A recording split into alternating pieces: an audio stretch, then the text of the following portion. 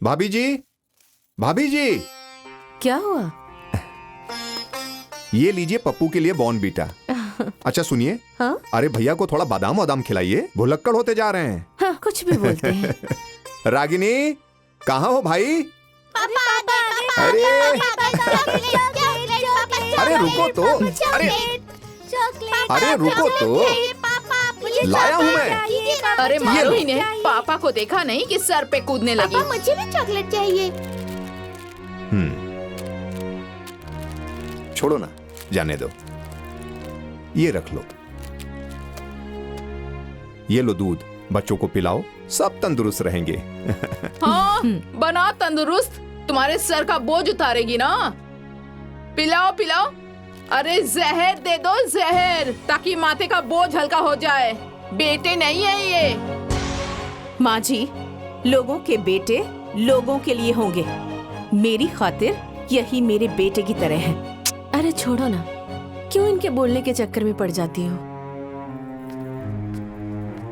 नहीं दीदी, माँ जी को ये बात पता चलनी चाहिए कि मेरी बेटियां मेरे सिर पर बोझ नहीं, मेरे सिर का ताज हैं। और आप इन्हें जितना देखकर जलेंगी ना, ये उतनी ही ज्यादा फलेंगी फूलेंगी। मेरी बेटियां मेरे लिए मेरा मान सम्मान और मेरा अभिमान है। और आप देख लीजिएगा, मैं अपनी बेटियों को बेटा बनाऊंगी। बेटा बनाएंगी?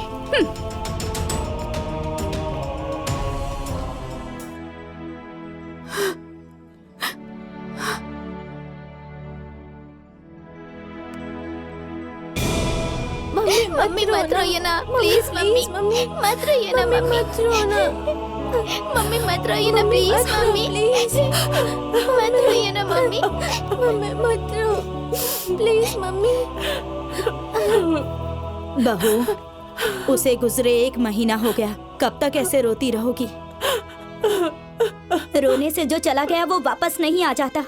अपने दिल को थोड़ा मजबूत करो। 3 बेटियां हैं तुम्हारी और जिंदगी बहुत लंबी है। बेटा जाओ, जाकर बाहर खेलो, जाओ। रागिनी, तीनों बेटियों का मुंह देखो और अपने आप को संभालो। उठो, जाओ, जाकर मुंह हाथ धो लो। उठो, चुप हो जाओ। आओ, चलो उठो, संभाल के।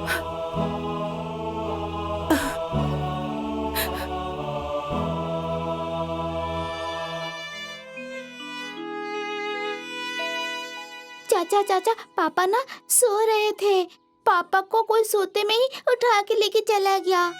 ये सब किसने कहा बेटा? दादाजी कह रहे थे कि पापा अब कभी नहीं आएंगे, क्योंकि तुम्हारे पापा मर गए हैं। पप्पू! पापा मर गए हैं तो अब नहीं आएंगे क्या? नहीं बेटा, पापा जरूर आएंगे। अरे इस पप्पू को कुछ समझ में नहीं आता, बेवकूफ है, कुछ भी बोलता रहता है। तुम तो मेरी शेर बच्ची हो ना। हाँ, पापा जरूर आएंगे बेटा।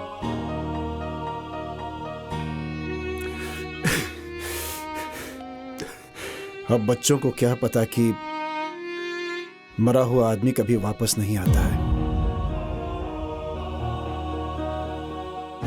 अरे बाबू, इसीलिए तो इन्हें बच्चा कहते हैं।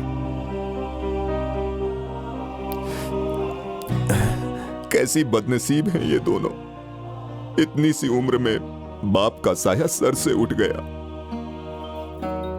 समधी जी, हाँ जी, हमारी बेटी पर तो दुख का पहाड़ ही टूट गया है। समधी जी, मैं ये सोच रहा था कि कुछ दिनों के लिए बिटिया की विदाई कर देते तो अच्छा रहता। बिल्कुल विदाई मत करना, यही तो टाइम है इन सबको लाइन पर लाने का।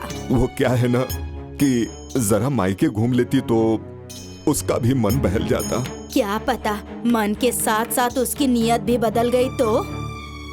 और तो और, तुम्हें तो पता है ना, अपने हिस्से की जमीन भाई भतीजे के नाम लिख देगी तो। और तुम तो जानती ही हो कि वो कितनी जिद्दी और बदजुबान है।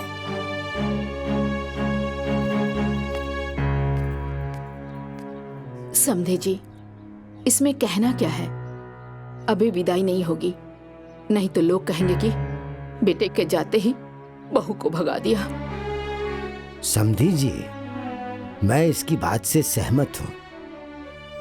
अब समधन जी कह रही तो मैं क्या कर सकता हूँ? क्या कहा तुमने? क्या कहा? एक बार फिर से कहो तो। अरे मैं ये कहना चाहती हूँ कि आप तो जानते ही हैं कि मछली कितनी सरफिरी है, तो वो कब क्या कर बैठे कोई भरोसा नहीं। माँ, ये तुम कैसी बात कर रही हो माँ? देखो बेटा, दुनियादारी मुझे ज्यादा पता है। कोई बवाल खड़ा हो जाए उससे पहले मैं चाहती हूँ कि उसे रोक दीजिए। कैसे? मैं सोहित से मछली की शादी करवाना चाहती हूँ। क्या? अरे उससे पूछा भी? अरे तो इसमें पूछना क्या है, मैं बुला देती हूँ, आप ही पूछ लीजिए। हाँ बुलाओ उसे। सोहित, हाँ माँ। इधर आओ बेटा। अभी आया माँ। हाँ माँ। ए बेटा, तुमसे कहना चाहती हूँ कि तुम अपनी भाभी रागिनी से शादी कर लो। क्या? अरे इसमें इतना चौंक क्यों रहे हो? अरे माँ, तुम ये क्या कह रही हो? तुम्हें कुछ समझ में भी आ रहा है? अरे वो मेरी भाभी हैं। अरे इसमें मैंने कौन सी नई बात कह दी? अरे दुनिया समाज में देवर भाभी की शादी नहीं होती है क्या? देखो माँ, क्या हुआ है क्या नहीं हुआ है मुझे कुछ नहीं पता। मुझे ये शादी नहीं करनी है तो नहीं करनी है, बस। चुप, ज्यादा बोल रहे हो। हाँ?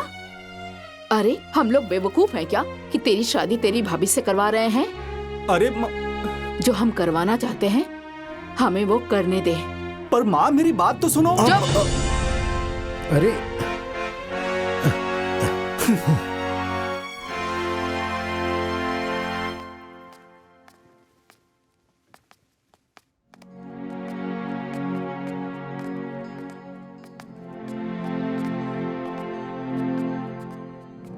क्या बात है? मुझे किस लिए बुलाया है? बहू रानी, तुमसे हम सबको एक बात कहनी है। हाँ बोलिए ना माँ जी, क्या बात है? देखो बहू, भगवान ने जो तुम्हारे साथ किया वो एकदम गलत किया, लेकिन ये तो कर्म का लिखा है। तुम्हारे सामने ये पहाड़ जैसा जीवन है, ऊपर से 3 बेटियां हैं, सोच के रूह कांप जाती है। हम लोगों ने, पूरे परिवार ने मिलकर ये फैसला लिया है कि तुम्हारी शादी सोहित से करवा दी जाए।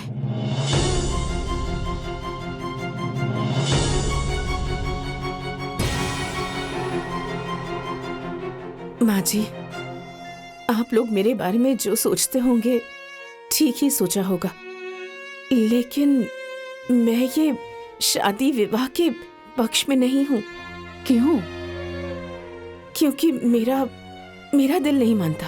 अरे जब इसका दिल नहीं मान रहा है तो जाने दो। क्यों जाने दूं जी? भले मेरा बेटा नहीं रहा, लेकिन ये मेरी बहू तो है। अभी हमसे इसका रिश्ता नहीं टूटा है। अरे ये सब जबरदस्ती थोड़े ना किया जाता है। अरे तो ये भी तो सही ही कह रही है ना। अभी तो बहू को कुछ समझ में नहीं आ रहा है। इसमें समझने वाली क्या बात है बुआ जी? अगर भगवान ने मेरी किस्मत में सुहाग लिखा होता तो मेरा सुहाग उजड़ता नहीं,